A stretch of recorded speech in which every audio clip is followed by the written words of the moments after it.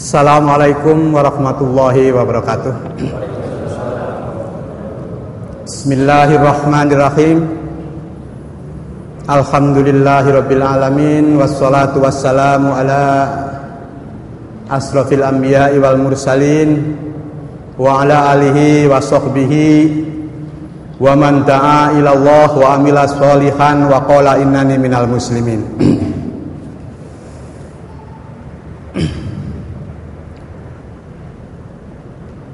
Untuk lebih menyingkat waktu, pertama saya ucapkan terima kasih kepada pengurus takmir masjid yang sudi mengundang saya untuk memberikan sesuatu yang berhubungan dengan Ahmadiyah pada malam ini. Mudah-mudahan apa yang saya sampaikan, saya mengharapkan bermanfaat untuk kita semua. Hadirin dan hadirat yang berbahagia, saya kenal Ahmadiyah tahun 1971. Waktu saya mengikuti seorang ulama yang ada di Surabaya, di Peneleh Pelampitan, seberang gedung bioskop King Queen. Dan memang sebelumnya itu saya sudah keluar masuk pesantren, ada kira-kira 12 pesantren saya masuki, baik pesantren LDII yang ada di Bulungan Kediri, pesantren NU yang ada di Tebuireng dan Cukir. Kemudian saya pernah juga ikut pendidikan ulama tarjih Muhammadiyah di Yogyakarta yang dikepalai oleh Bapak Kiai Haji Umar Afandi. Akhirnya pada saat saya mengikuti seorang ulama yang bernama Bapak Majid Ilyas, perlu diketahui Pak Majid Ilyas ini setiap harinya itu mengadakan pengajian dari mulai jam 6 sampai jam 7, itu keliling dari masjid ke masjid. Saya selalu mengikuti pengajian-pengajiannya. Ketepatan pada waktu itu hari Minggu, pengajiannya diadakan di belakang Gedung Nasional. Biasanya nggak lewat Bubutan Gang 1 nomor 2, tapi pada saat saya sudah 3 bulan di situ, saya menuju pengajian beliau di belakang Gedung Nasional itu melewati Bubutan Gang 1 nomor 2. Saya tanya sama teman saya, ada terpampang asyhadu an la ilaha illallah wa asyhadu anna muhammadar rasulullah, Jamaat Ahmadiyah, Badan Hukum 13 Maret 1953, Plang Cabang Surabaya. Saya tanya kepada teman saya, ini plang apa ini, ada Jamaat Ahmadiyah? Teman saya bilang ini Islam sesat.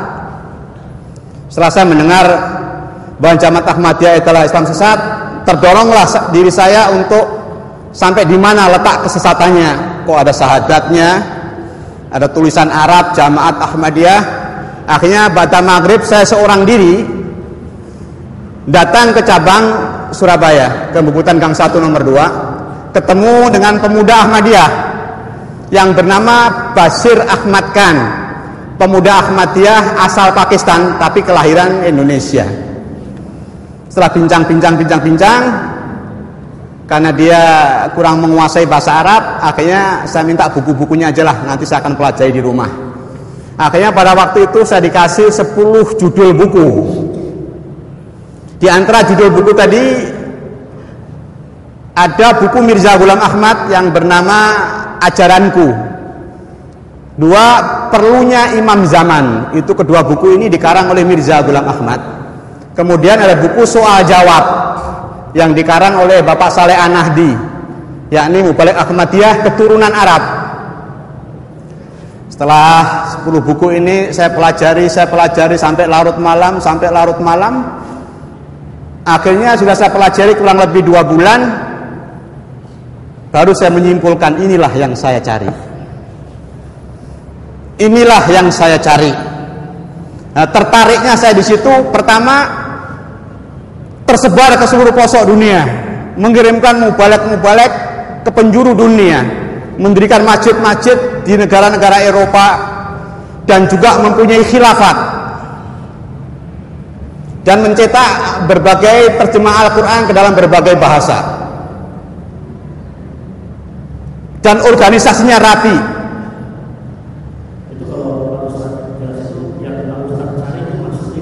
Bentar. Inilah yang saya cari, maksudnya yang saya cari di sini kesimpulannya, garis besarnya adalah sebuah jamaah punya pimpinan ditaati oleh dan sifatnya universal. Akhirnya setelah saya pelajari sampai larut malam, sudah saya kuasai terutama buku soal jawab. Jadi soal jawab itu 3 masalah penting masalah yang dibahasnya. Yang pertama, Nabi Isa masih hidup atau sudah mati? Ahmadiyah menyatakan Nabi Isa sudah mati. Dalil-dalil dari Al-Quran dan hadis Nabi saya kuasai. Yang kedua, bisa nggak datang Nabi lagi, datang Rasul lagi setelah Nabi Muhammad yang tidak membawa syariat? Menurut orang Ahmadiyah, bisa datang Nabi lagi, bisa datang Rasul lagi yang tidak membawa syariat. Dalilnya ini Al-Qurannya, ini hadisnya. Kemudian yang ketiga, benar nggak Mirza Ghulam Ahmad sebagai Mahdi atau Al-Masih yang dijanjikan oleh Rasulullah SAW? Karena menurut Ahmadiyah, Mirza Ghulam Imam Mahdi Al-Masih adalah sudah datang. Ada pada diri Mirza Ghulam Ahmad pendiri daripada Ahmadiyah. Jadi 3 masalah ini dalilnya dari Al-Quran, dari Al-Hadis. Saya kuasai. Akhirnya saya bawa kepada guru-guru saya. Yang pertama kali saya lemparkan masalah Ahmadiyah adalah kepada guru saya Majid Ilyas tadi. Saya hadapkan masalah Isa, saya hadapkan masalah Nabi yang membawa syariat dan yang tidak membawa syariat, dan Rasulullah SAW Nabi terakhir yang membawa syariat. Adapun Nabi dan Rasul yang tidak membawa syariat bisa datang setelah Rasulullah SAW. Dalilnya ini, hadisnya ini. Kemudian tentang kedatangan Imam Mahdi itu sendiri. Setelah saya lemparkan, pada waktu itu saya sudah dikasih rumah sama Pak Majid Ilyas. Karena saya pengikut setia, kadang-kadang kalau beliau nggak bisa ngisi, saya disuruh mengisi. Saya sudah dikasih rumah. Setelah saya melemparkan masalah Ahmadi kepada beliau, jarak 2 hari saya diusir dari rumah yang diberikan kepada saya. Tapi akhirnya saya pindah ke suatu tempat. Setelah itu saya pulang kampung. Keluarga saya ini keluarga besar Muhammadiyah di kampung saya, Kemendung, Pari, Kediri itu. Akhirnya pada waktu di Kemendung inilah saya bawa masalah Ahmadiyah ini kepada guru-guru saya, baik kepada LDII, kepada ulama-ulama atau tokoh-tokoh Muhammadiyah, kepada tokoh-tokoh Persis, dan juga kepada tokoh-tokoh NU. Pada saat saya mondar-mandir, saya kalau mendatangi ulama-ulama itu selalu disertai dengan pemuda IPM, pemuda Muhammadiyah Ranting Kemendung. Saya disertai sama mereka mendatangi ulama-ulama Muhammadiyah, NU, Persis, LDII. Setelah saya hadapkan masalah Ahmadiyah ini, mereka nggak bisa apa-apa karena mereka nggak mempelajari, sehingga saya gampang aja menjatuhkan mereka. Bukan berarti Ahmadiyah benar, karena mereka tidak tahu medan Ahmadiyah, tidak tahu dalil-dalil yang biasa dipakai oleh Ahmadiyah. Akhirnya menang baik dengan LDI ataupun dengan NU. Dengan saya merasa menang pada waktu itu. Tapi kebanyakan mereka, terutama ini maaf ya, kebanyakan mereka, terutama Pak Kasimo dan Pak Kasimo terutama yang ada di Pare itu, kalau memang Ahmadiyah ini benar, kenapa Pak Hamka sama Pak Nasir nggak masuk Ahmadiyah? Dan seterusnya. Akhirnya pada bulan Desember 1973 saya langsung datang kepada Bapak Hamka. Kalau nggak salah rumahnya sebelah mana ya? Nggak jauh dari sini. Akhirnya saya datang, saya ditanya sama beliau, ada apa? Dari mana? Saya Ahmad Daryati, Pak, dari Pare, Kediri. Ada apa? Ini ada problem, ada masalah Ahmadiyah, Pak. Ahmadiyah yang mana ini?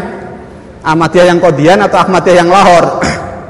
Saya bilang Ahmadiyah yang Qadian, Pak. Akhirnya beliau megang pundak saya, kamu tinggal di sini selama 3 hari. Akhirnya saya sama beliau 3 hari 3 malam di rumah beliau. Akhirnya di waktu-waktu istirahat, waktu-waktu senggang, kita mendiskusikan 3 masalah tadi dengan beliau. Nah, ada kesan sampai sekarang yang nggak mungkin bisa saya lupakan tentang masalah Isa masih hidup atau sudah mati. Waktu saya minta ketegasan sama beliau, beliau mengatakan Nabi Isa sudah mati. Terus saya balikkan kepada beliau, kalau Isa sudah mati, menurut Al-Quran kan nggak akan mungkin bisa kembali lagi ke dunia. Padahal ada hadis Sahih Bukhari, Sahih Muslim, Isa bin Maryam akan datang di akhir zaman. Ini bagaimana Pak hadis ini? Oh, itu nanti situasi, bukan Isa bin Maryam yang datang, tapi adalah situasi di mana semangat pembaharuan, semangat introspeksi diri, semangat ingin maju itu adalah beliau menafsirkan tentang Isa akan datang itu begitu, dan seterusnya. Selama 3 hari, akhirnya saya minta rekomendasi dari Bapak Hamka untuk bisa ketemu Bapak Muhammad Natsir. Akhirnya beliau menulis rekomendasi dengan tangan beliau. Akhirnya rekomendasi ini saya bawa kepada Bapak Muhammad Natsir yang ada di Menteng, kalau nggak salah Jalan Cokro Aminoto, kalau nggak salah waktu itu, berseberangan dengan pom bensin. Setelah sampai di rumah beliau, saya katakan masalah saya, problem saya. Akhirnya beliau mengambil first-lah debat, kecil bentuknya, itu hasil perdebatan antara Hasan Bandung dengan Mubalek Ahmadiyah, yakni Abu Bakar Ayub dari Padang sama Rahmat Ali HOT dari Pakistan. Jadi itu ada bukunya, ada first-lahnya. Yang dibahas juga 3 masalah tadi. Setelah saya baca, saya merasa nggak puas. Akhirnya saya putuskan masuk Ahmadiyah pada bulan Desember akhir di cabang Bandung di Gang Haji Sapari Astana Anyar. Sebelum saya beat, saya disodori syarat-syarat beat masuk ke dalam Ahmadiyah. Ada 10 syarat beat. Di antaranya harus mengikat tali persaudaraan yang begitu erat dengan Mirza Ghulam Ahmad yang mendakwakan sebagai Al-Mahdi. Sudah 10 syarat ini disetujui, baru mengisi formulir beat. Ini bentuknya formulir beat masuk ke dalam Ahmadiyah. Nah, di sini di paling atas ditulis Bismillahirrahmanirrahim, nahmaduhu wa nusolli ala rasulihil karim wa ala abdihil masihil maut. Jadi bismillah, nahmaduhu wa nusolli ala rasulihil karim wa ala abdil masihil maut. Jadi sholawatnya juga tertuju kepada Mirza Ghulam Ahmad sebagai Al-Masih yang dijanjikan. Jadi biat ini ditujukan pada waktu itu kepada khalifah yang ketiga. Pada waktu itu pusatnya masih di Robuah, Pakistan. Jadi diisi, kemudian saya tanda tangan yang beat, kemudian yang membeatkan pada waktu itu Mubalek Pak Mian Abdul Hayy HP, Mubalek Ahmadiyah dari Pakistan. Kemudian ditandatangani wakil khalifah yang ada di Indonesia. Kemudian dikirim kepada khalifahnya yang ada pada waktu itu di Robuah. Jarak 2 bulan ada surat, diterima beatnya, salah menjadi anggota Ahmadiyah. Cuma pada waktu upacara beat selesai, sudah berdoa, salaman, baru dipesan dengan 3 hal. Karena kamu sudah masuk ke dalam Ahmadiyah, sudah percaya Mirza Ghulam Ahmad sebagai Mahdi dan Al-Masih, sedangkan orang Islam yang lain belum. Bahkan menurut hadis Nabi, kalau Imam Mahdi sudah datang, mereka kaum muslimin belum beat, mendustakan, maka kafirlah dia. Oleh karena itu, karena Anda sudah mengimani Mirza Ghulam Ahmad sebagai Mahdi, sebagai Al-Masih, Anda nggak boleh makmum di belakang orang yang bukan Ahmadiyah. Pakai hadis macam-macam. Tapi hadis-hadisnya adalah hadis-hadis maudhu semua. Waktu itu saya nggak sadar. Yang kedua, dipesan nggak boleh nikah. Waktu itu saya masih pemuda. Nggak boleh nikah dengan orang yang bukan Ahmadiyah. Yang ketiga, harus membayar 1/16 dari penghasilan setiap bulan. Itu candaam namanya. Dari pesan itu, akhirnya ya sudahlah, akhirnya saya nggak mau makmum. Saya sudah melihat orang tua saya yang ada di Kemendung itu sudah seakan-akan kafir aja gitu. Dan seterusnya. Kira-kira 2 minggu sebelum surat diterimanya saya beat dari Robuah, Pakistan, ada pertemuan tahunan Khaddamul Ahmadiyah seluruh Indonesia. Itu ngumpul kalau nggak salah di SD Karantina Jalan Cokro Aminoto, kalau nggak salah pada sebelah kiri kalau nggak salah dari sini. Di situ kumpullah pemuda-pemuda Ahmadiyah seluruh Indonesia, diadakan perlombaan pidato, membaca Al-Quran, azan, dan membaca sa'i dan lain sebagainya.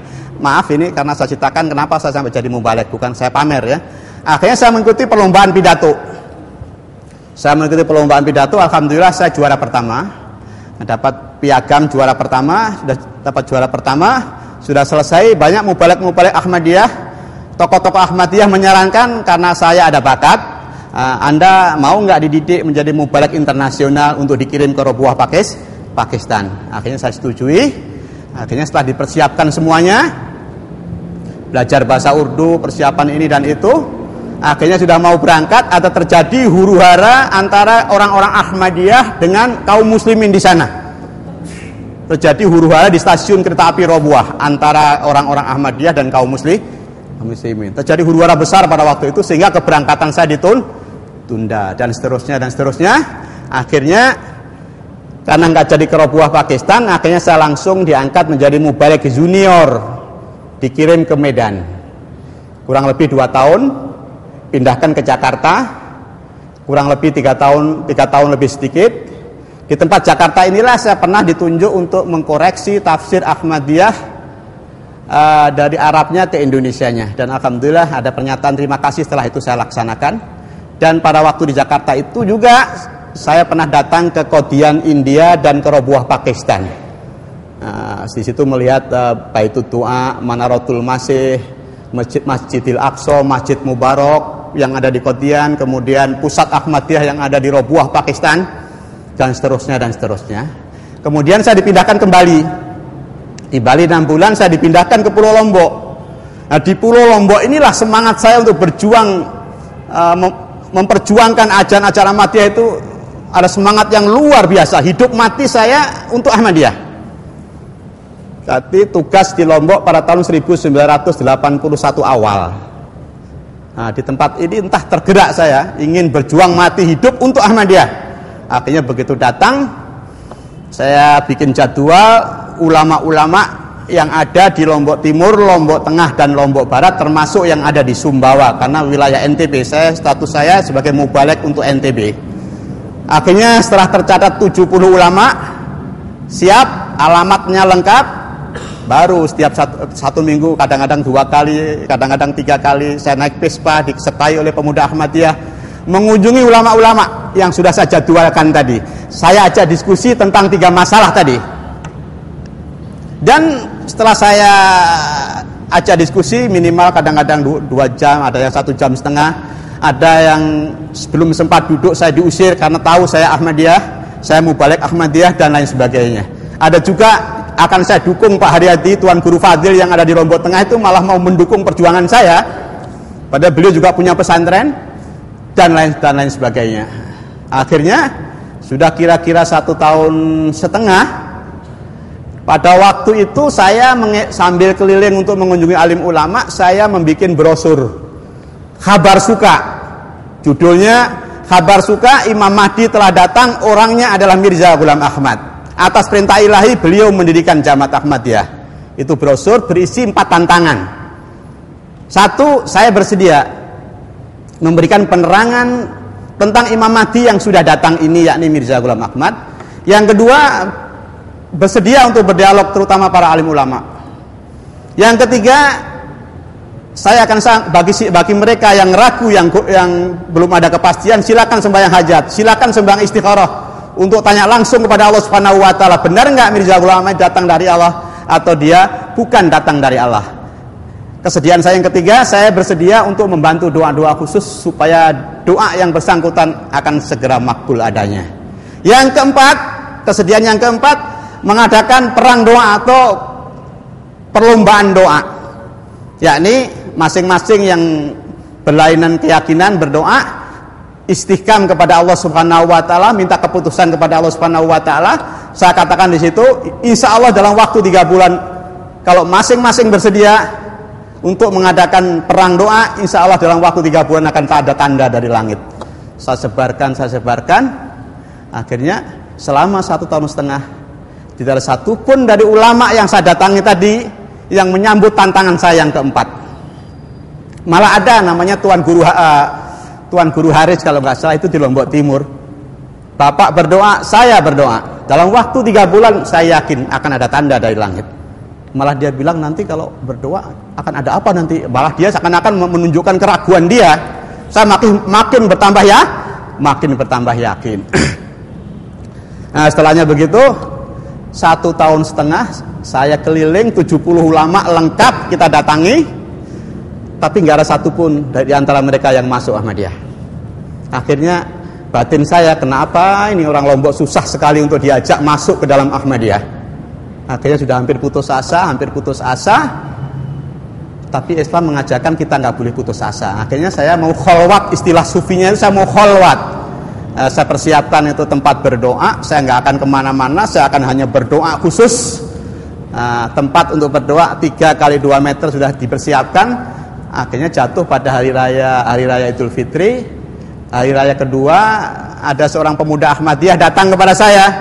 Pak Haryadi, Pak Haji Irfan ngundang Pak Haryadi. Saya kaget. Haji Irfan nggak termasuk 70 ulama, karena dia termasuk ulama kecil nih.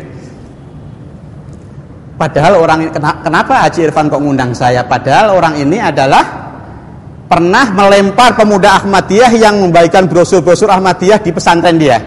Jadi setelah Haji Irfan tahu ini pemuda Ahmadiyah membagikan brosur-brosur, langsung pemuda Ahmadiyah ditangkap dan dilemparkan ke dalam kolam di depan pesantren.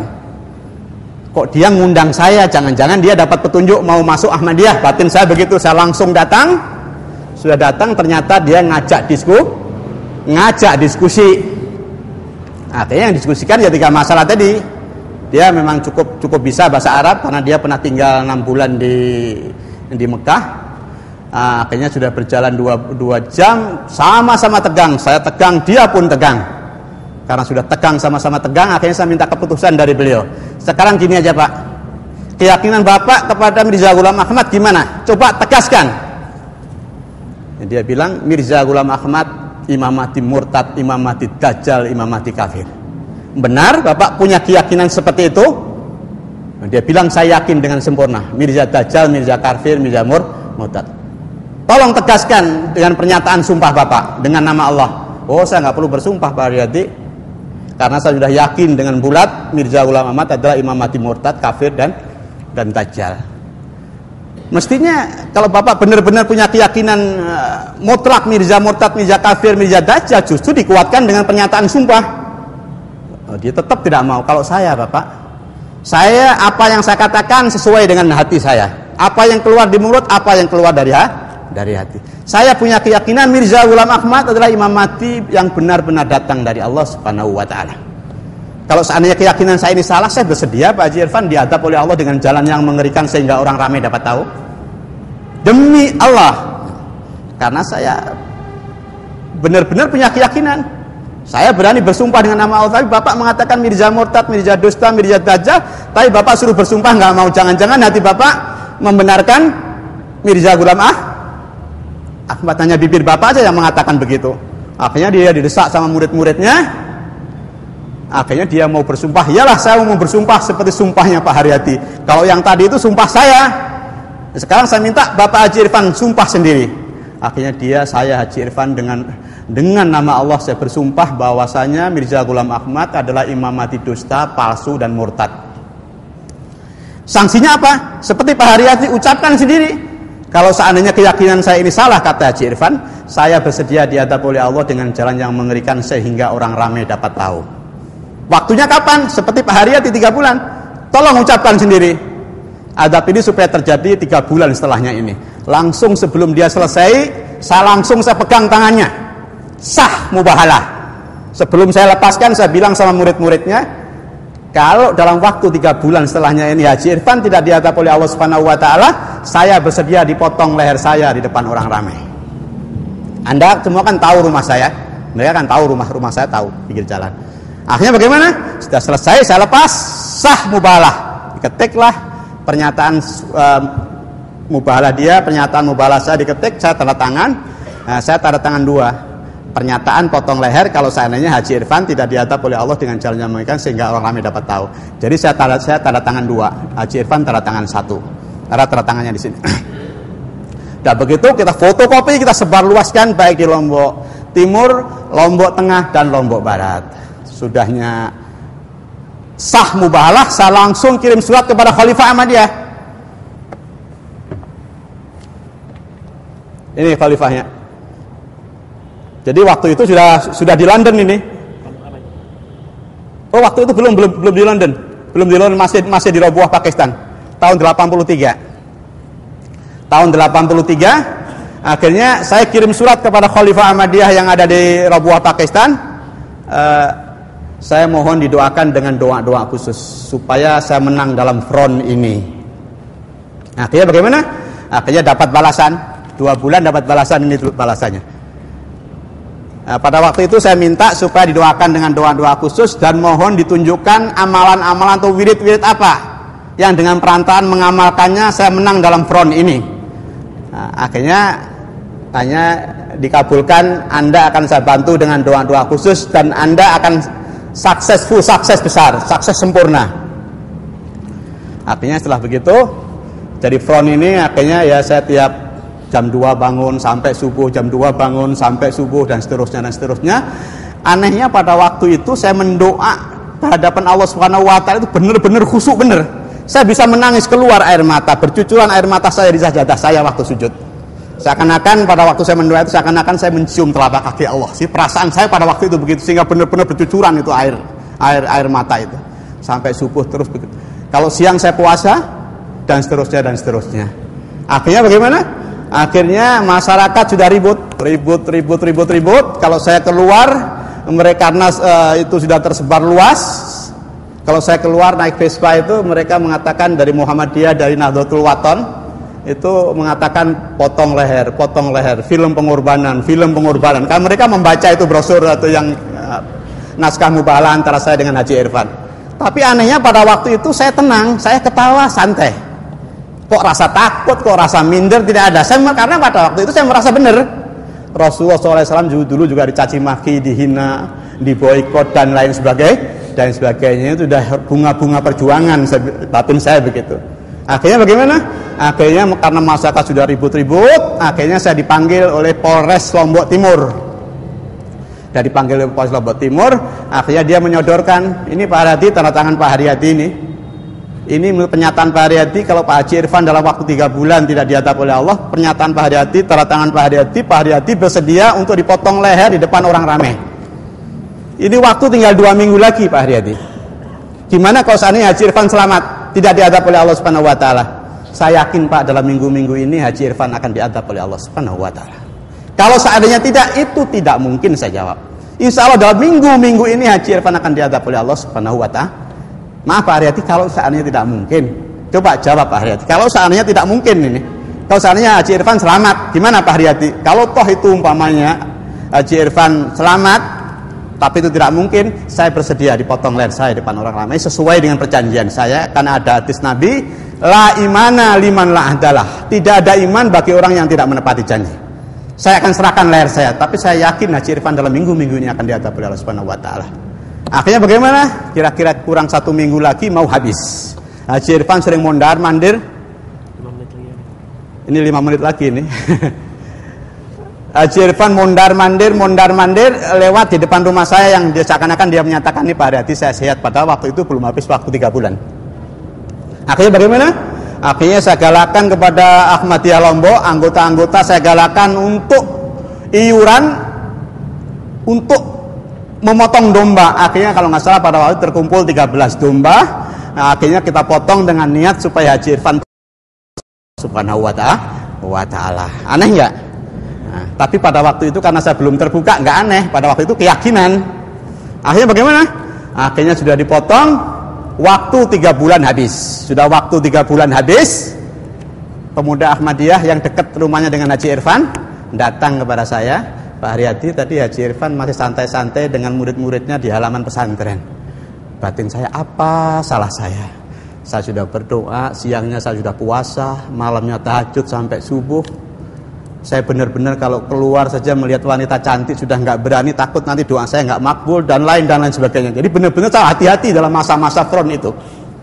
Kok ternyata Haji Irfan tidak apa-apa? Tidak apa-apa. Langsung instruksi dari Pusat Ahmadiyah Indonesia supaya Ahmadiyah itu segera pindah. Saya mulai nggak taat pada waktu itu. Saya tidak mau pindah. Kalau saya pindah, saya pengecut. Saya nggak tanggung jawab. Saya nggak konsisten. Akhirnya saya tunggu Haji Irfan nggak datang. Kemudian supaya saya segera pindah, akhirnya Mubalek Ahmadiyah yang untuk menggantikan saya datangkan ke Lombok. Supaya saya segera pindah, saya tetap tidak mau pindah. Kira-kira sudah 2 minggu lebih sedikit, Haji Irfan datang dengan masa. Sudah sampai di rumah, saya terima, silakan Pak Haji Irfan. Nah, setelah duduk, beliau bilang, Pak Haryadi, pertama saya silaturahmi, yang kedua saya mau nagih janji, ini tanda tangan Pak Haryadi. Nah, selama 3 bulan, saya alhamdulillah tidak ada suatu apapun yang menimpa saya.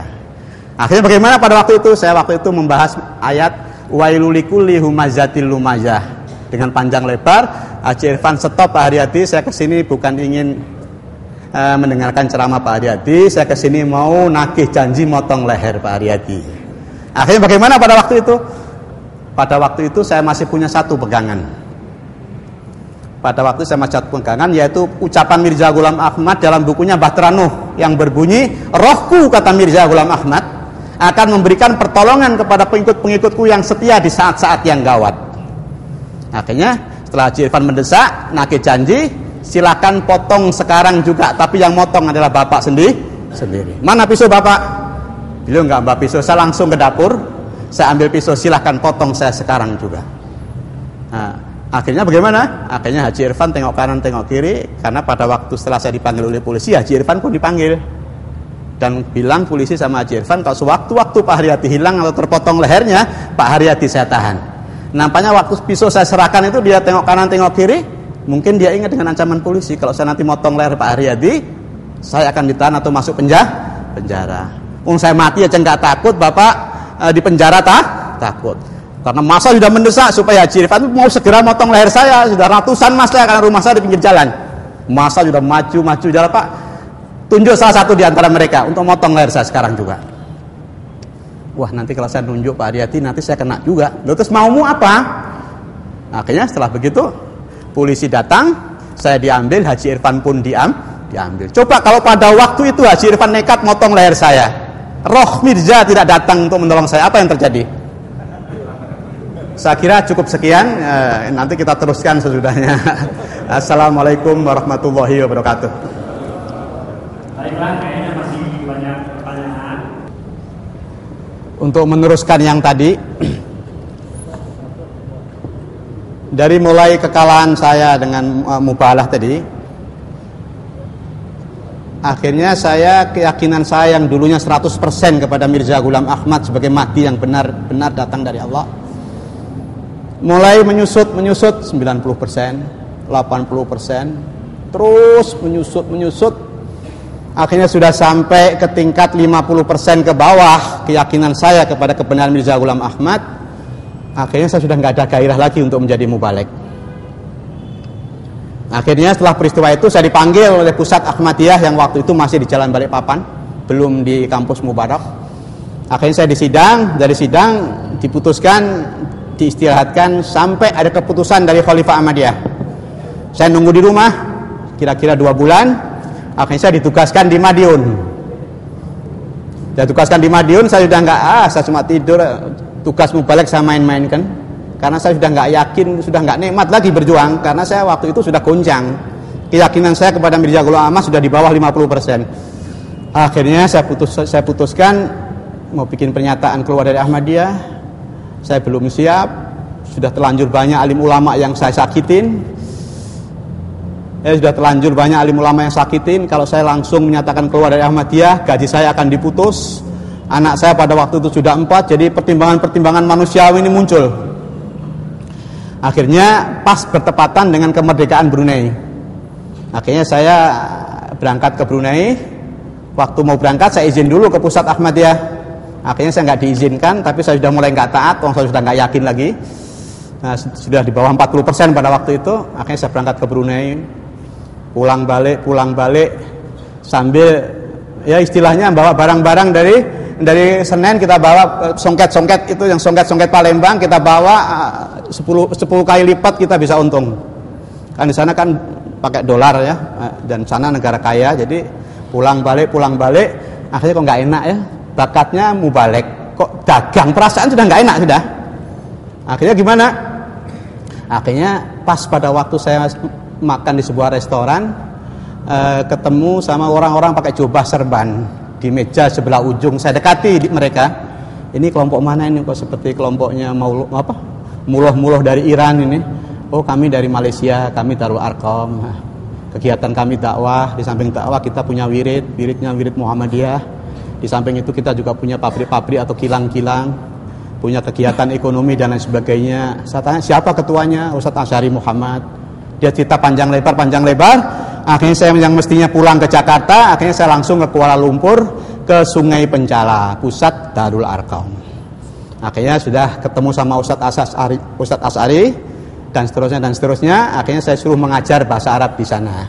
Jadi saya waktu mondar-mandir kira-kira kurang lebih ada 5 kali sampai ketemu dengan Darul Arqam tadi. Saya ke Sabah, Darul Arqam, baru saya ke Singapura, ke Malaysia dan seterusnya. Akhirnya Ustadz Asyari Muhammad minta saya supaya saya ngajar nahwu shorof di Darul Arqam. Pada waktu itu gaji saya masih dikirim ke istri saya di Garut waktu itu. Padahal saya sudah nggak taat, sudah nggak ada di pusat, sudah nggak ada di tempat tugas. Akhirnya bagaimana? Akhirnya sudah gitu. Akhirnya kita mau memboyong keluarga, kan mereka menawari kalau memang kamu nggak mau kawin di sini ya bawa istrimu ke sana. Saya pada waktu itu langsung ditawari untuk nikah di Darul Arqam. Tapi saya waktu itu nggak ada gairah sama sekali sama perempuan. Jadi krisis ini harus cepat segera selesai. Jadi saya ingat istri aja waktu itu. Jadi saya langsung ditawari untuk nikah di sana. Anak istri di Garut. Akhirnya setelah saya kira-kira 1,5 tahun mondar-mandir nggak taat sama pusat. Akhirnya saya pulang untuk ngambil keluarga. Tahu-tahu ada surat dari Pusat Ahmadiyah Indonesia, dari Pusat Ahmadiyah London. Pada waktu itu bahwa saya dipecat. Dah putus, sudah gaji. Keluarga 4 saya bawa ke Malaysia, saya ngajar di Darul Arqam selama kurang lebih 2 tahun. Ngajar nahwu shorof di Malaka.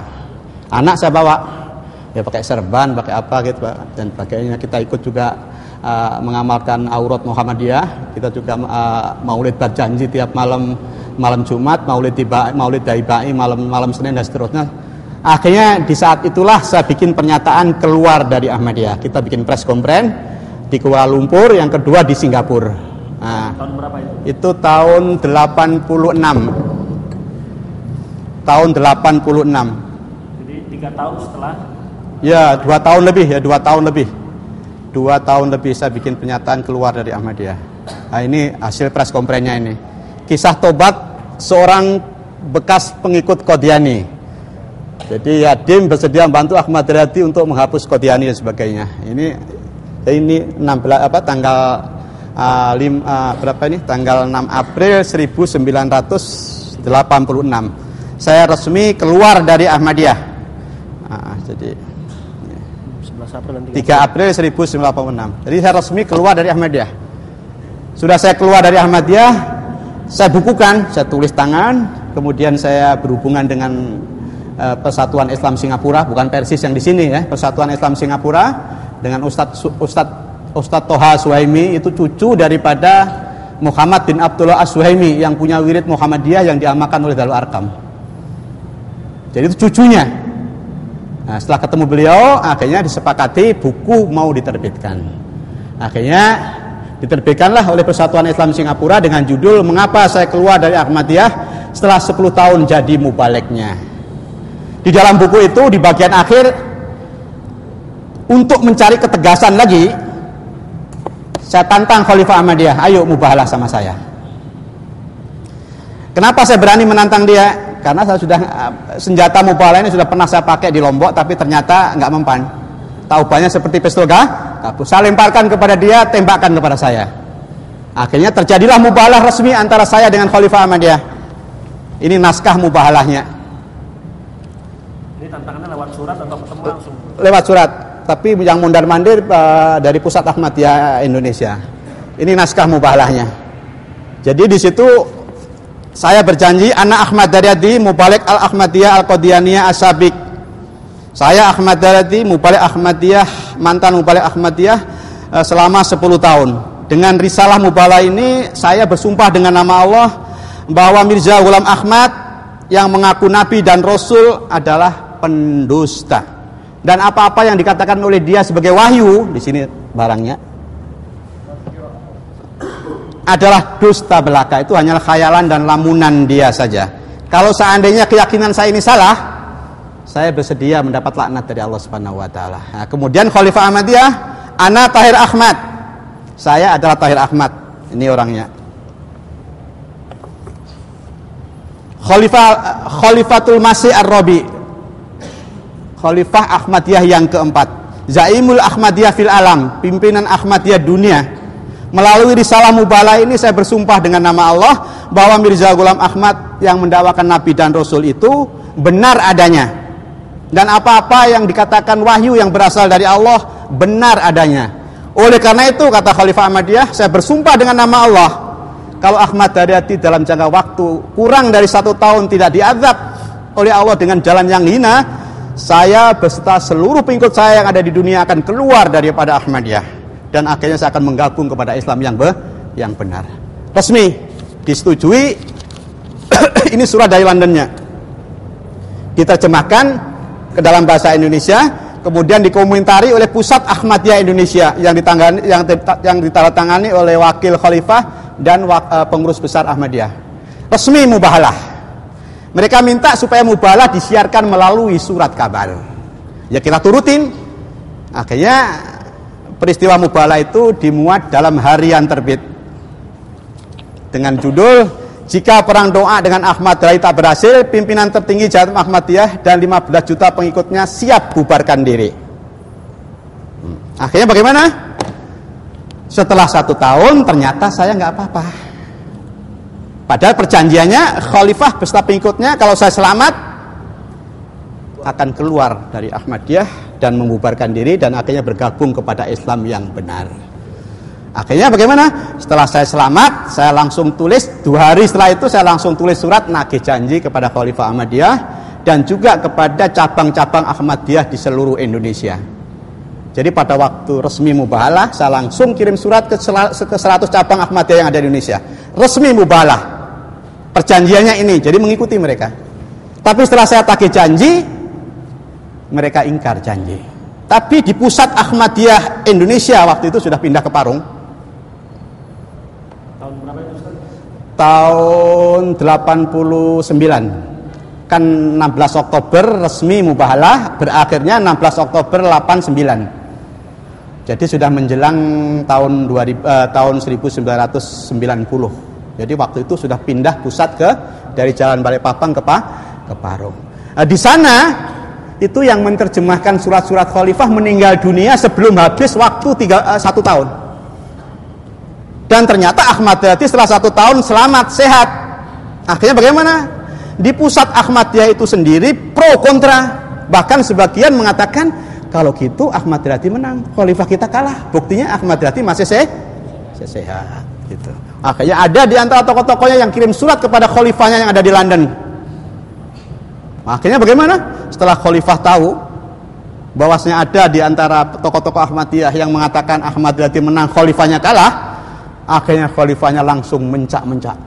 Emosi besar, langsung dia nulis dengan tangannya sendiri dalam bahasa Urdu 15 halaman. Dikirimkan ke Pusat Ahmadiyah Indonesia. Isinya apa? Maaf, saya minum dulu. Bismillah. Ini bukan kualat.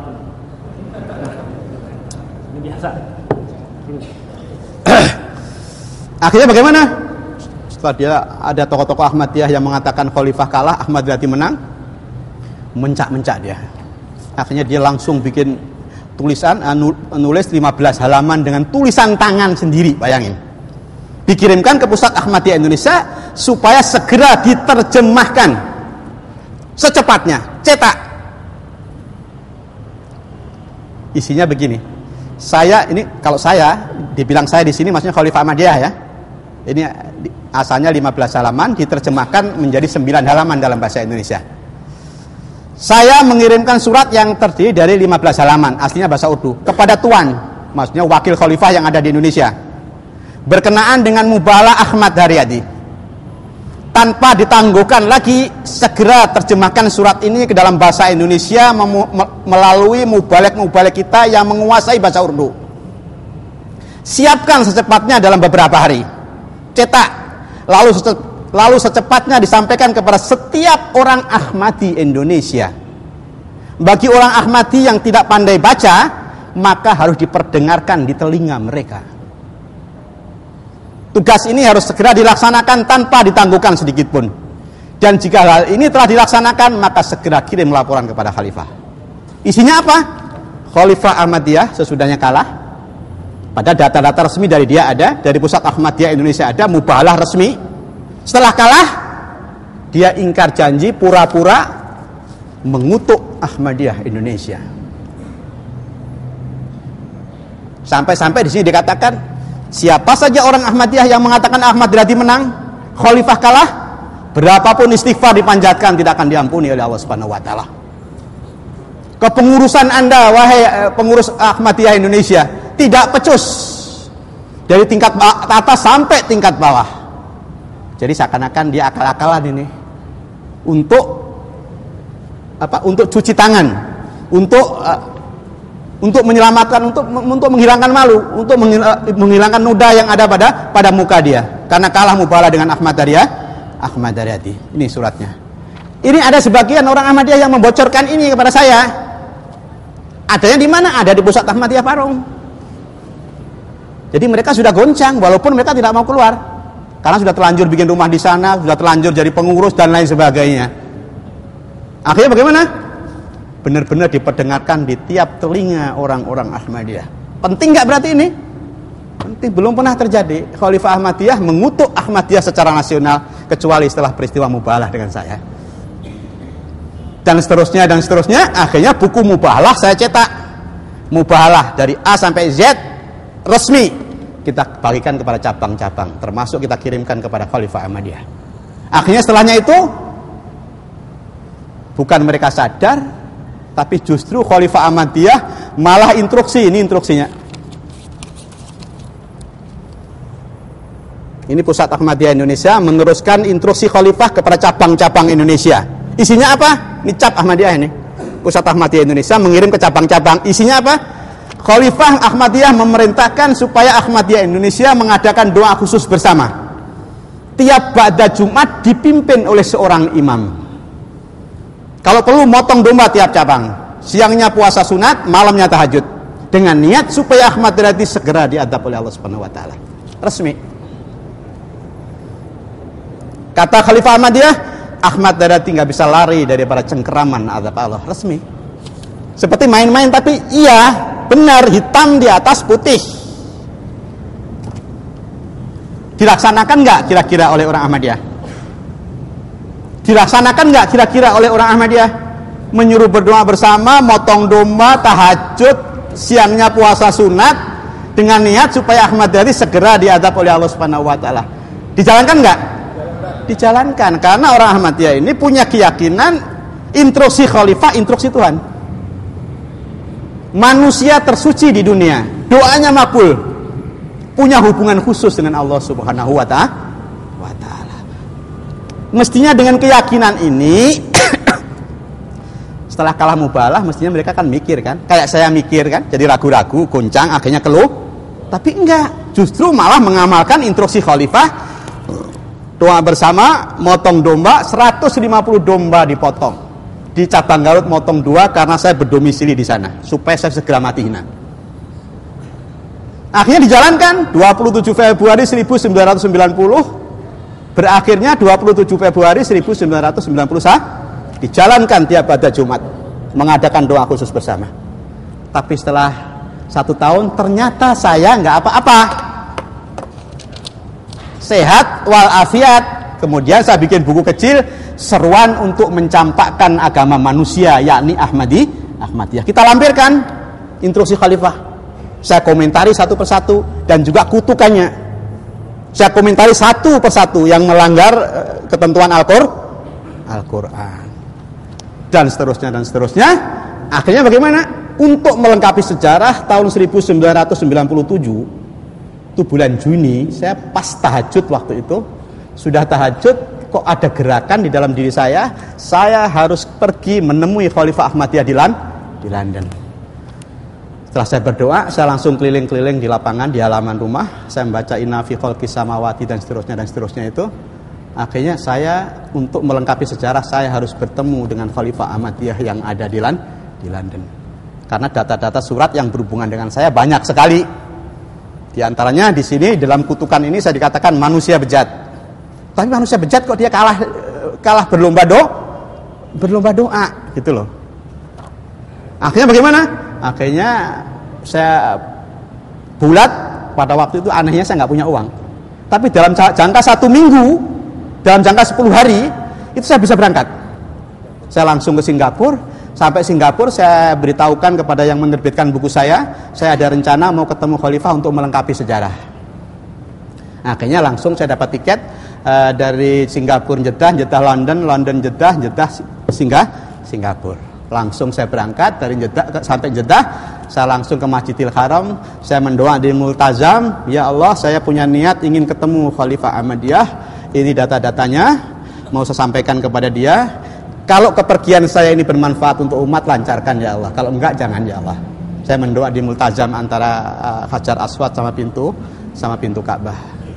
Akhirnya setelah saya mendoa, paginya saya langsung ke pusat Rabitatul Alam Islami yang di samping pusat Rabitatul Alam Islami yang ada di Mekah, itu berdampingan dengan Hotel Continental. Saya langsung ketemu sama Aminul Am, Sekjen Rabitatul Alam Islami.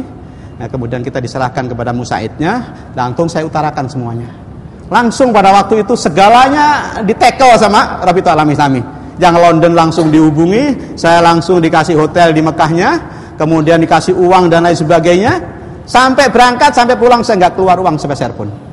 Berarti kan lancar nih. Nah, berarti ada manfaatnya. Akhirnya bagaimana? Akhirnya datanglah di London kira-kira tanggal 29 Juli 1997. Akhirnya tanggal 6-nya saya datang ke pusat Ahmadiyah London. Saya langsung ketemu sama Amir London. Namanya ada Mujib Rashid namanya, Amir London. Akhirnya kita mengadakan perjanjian bisa ketemu khalifah tanggal 13 Agustus. Sudah kita siapin semuanya, dokumen-dokumen sudah kita siapin semuanya. Rencananya kalau saya bisa jumpa langsung, ini kutukan Anda kepada Ahmadiyah Indonesia. Ini surat Anda yang berhubungan dengan mubalah resmi. Ini surat Anda yang menginstruksikan kepada Ahmadiyah Indonesia supaya mengadakan doa khusus bersama dan lain sebagainya. Ini data-data dari pusat Ahmadiyah Indonesia, dari cabang-cabang. Sudah saya siapin semua. Akhirnya tanggal 13 saya datang, saya nunggu sampai 2 jam dia nggak mau keluar. Saya nunggu 2 jam di ruang tamu, dia nggak mau keluar. Bilangnya dia sibuk. Kalau dia sibuk, apalagi dia mengaku Amirul Mukminin, mengaku Khalifah Islam. Saya tamu satu-satunya, dan kedatangan saya bukan datang sembarang datang. Tidak membicarakan surat-surat dia yang berhubungan dengan saya. Kalau memang dia Khalifah Islam, kenapa dia nggak mau keluar? Tolong dong 5 menit, 10 menit. Yang penting beliau mau keluar. Tetap ajudannya mengatakan sibuk dan lain sebagainya. Akhirnya saya pulang dengan tangan hampa. Anehnya pada waktu kedatangan saya di London, itu kok ketepatan. Itu Khotmun Nubuwah yang dari Multan. Jadi Khotmun Nubuwah ini suatu badan kayak apa ya di Indonesia. Jadi itu tujuannya untuk menyelamatkan Nabi Muhammad ini sebagai khotaman nabiin. Jadi yang dilawan adalah Ahmadi. Kok pas ketepatan ada acara keliling Inggris dari masjid ke masjid ceramah menghantam Ahmadiyah, sehingga pada waktu itu saya bisa ikut mereka. Sampai saya menyatakan di Masjid Jami Birmingham itu ada kira-kira 15.000 kaum muslimin dan orang Ahmadiyah datang. Pada waktu itu saya katakan, saya tanggal 13 datang tapi khalifah Anda tidak mau menerima saya dan seterusnya. Akhirnya bagaimana? Akhirnya waktu itu 17 Agustus saya sudah rindu sama keluarga. Saya nggak akan pulang sebelum ketemu sama Khalifah Ahmadiyah. Akhirnya bagaimana? Akhirnya kita pikir. Udahlah kalau gitu saya akan ikut sembahyang Isya di sana. Akhirnya saya diatar oleh seorang sopir. Menjelang sholat Isya, adzan berkomandang. Saya langsung ke security-nya, bagian satpam yang jaga pintu masuk. Khalifah ada. Nah, akhirnya saya masuk. Saya duduk di bagian belakang Masjid Al-Fadl London yang ada Muslim Television Ahmadiyah, pusatnya di sana. Saya duduk di bagian belakang. Ternyata di barisan soft depan ada seorang mubalik Ahmadiyah Indonesia yang sedang bertugas di sana. Dia kenal saya. Dia melihat ke belakang, itu ada Ahmad Daryadi di belakang. Langsung dia bisik-bisik sama jamaah yang di sebelahnya. Akhirnya semuanya melihat saya ke belakang semua. Maksud saya begitu selesai sholat Isya, dia khalifah jadi imam. Begitu dia berdiri langsung saya cegat. Assalamualaikum, ini Ahmad Daryadi. Ini surat-surat Anda yang berhubungan dengan saya. Mari kita bicarakan. Rencana saya demikian.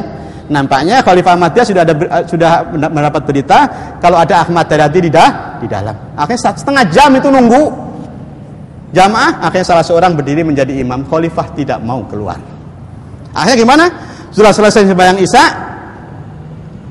Akhirnya saya langsung mendekati Mubalik Ahmadiyah yang dari Indonesia yang sedang tugas di London tadi. Saya nggak mau pulang sebelum ketemu sama Khalifah Anda. Dia mau lari aja ini. Si namanya Komarudin, asli dari Lombok. Masih ada sekarang. Masih ada, dia sedang di Indonesia. Ada di Indonesia sebagai saksi. Dia mau lari aja, saya mau sibuk. Saya ini kan orang Indonesia, Anda orang Indonesia. Saya ini jauh-jauh mau ketemu Khalifah Anda. Ini surat-suratnya yang mau saya bicarakan.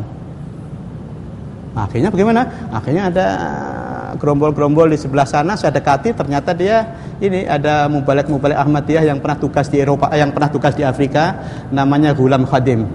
Akhirnya saya katakan begini, bisa bahasa Arab ya. Akhirnya saya katakan saya ingin ketemu sama Khalifah Anda. Saya langsung dihormati sama dia karena dia belum tahu masalah. Saya langsung dihormati sama dia, langsung diajak ke ruang tamu.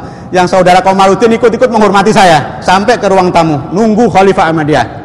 Selama menunggu saya buka semua itu dokumen-dokumen di hadapan Ghulam Khadim Mubalik Ahmadiyah yang pernah tugas di Afrika.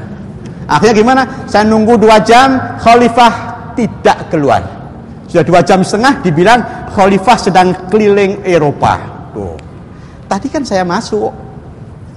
Security Mas Satpam bilang ada.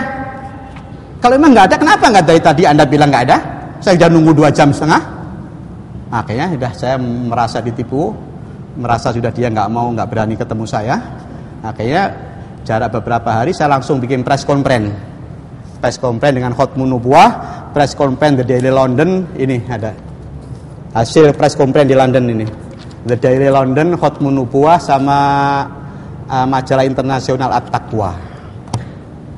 Akhirnya setelah itu saya pulang tapi sudah punya dokumen, sudah punya data-data resmi tentang Khalifah Ahmadiyah tidak mau jumpa dengan saya. Akhirnya tahun 2000 dia pura-pura datang ke Indonesia, tidak menunjukkan kepada dunia bahwasanya nggak ada masalah di Indonesia dengan Ahmad Daryadi. Seakan-akan begitu. Kenapa saya sampai bisa masuk ke dalam Ahmadiyah?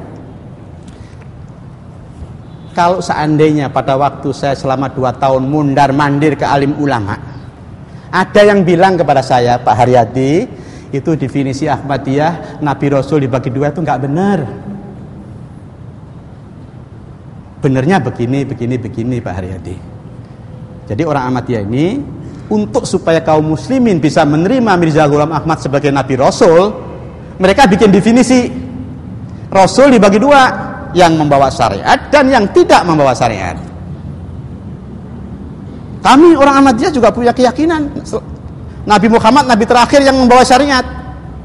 Setelah Nabi Muhammad gak ada Nabi lagi, Rasul lagi yang membawa agama baru, yang membawa syariat baru. Adapun Nabi Rasul yang tidak membawa syariat bisa datang setelah Rasulullah SAW seperti Mirza Ghulam Ahmad.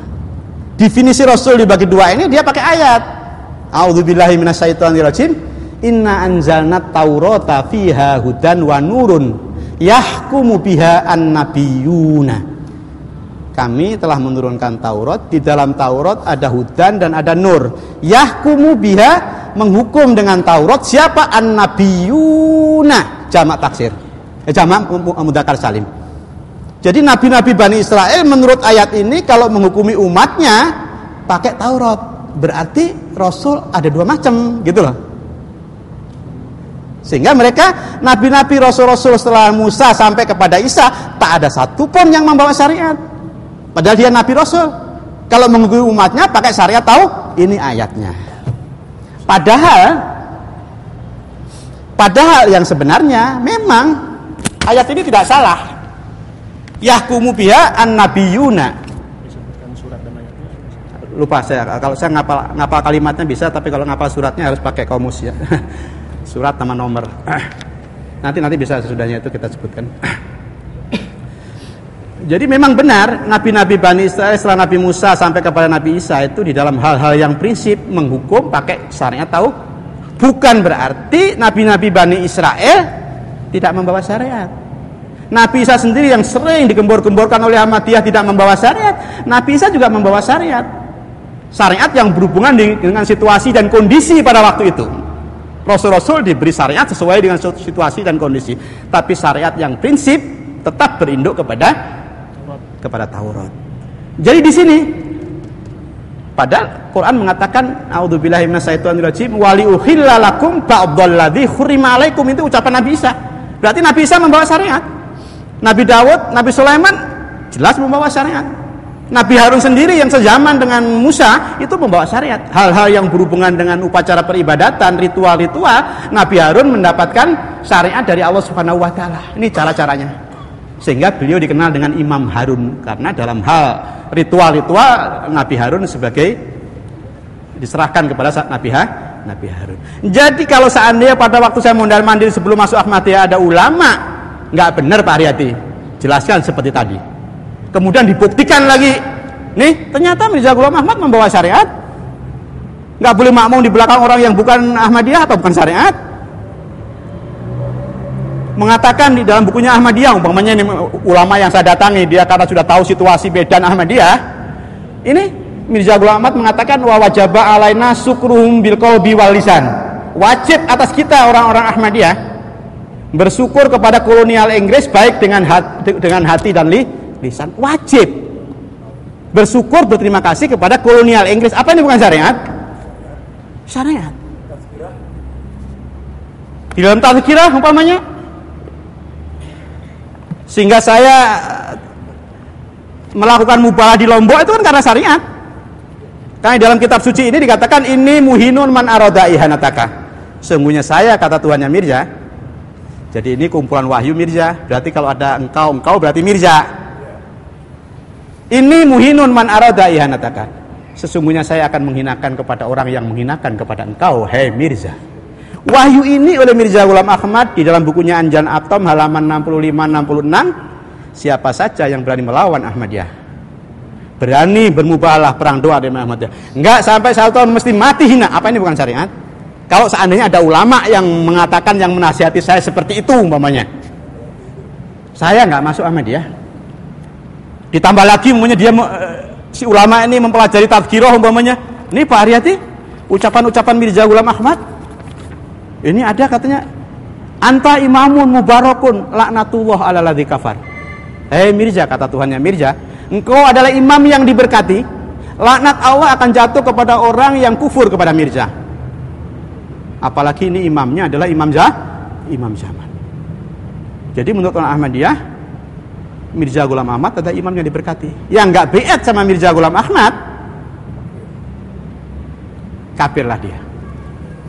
Membawakan hadis malam ya'rif imamah zamani faqad mata mitatan jariyah. Soal biat, matinya mati jariyah seperti dalam hadis Muslim, mamata walaisa fi unuki bayatun faqad mata mitatan jariyah. Mamata bi ghairi imamin faqad mata mitatan jariyah. Menetapkan mati jahiliyah, pada itu sebenarnya hadis-hadis yang tidak bisa dipertanggungjawabkan. Nah, kemudian lagi Pak Haryati, di sini Mirza Ghulam Ahmad mengatakan, kata Tuhannya Mirza, anta minni,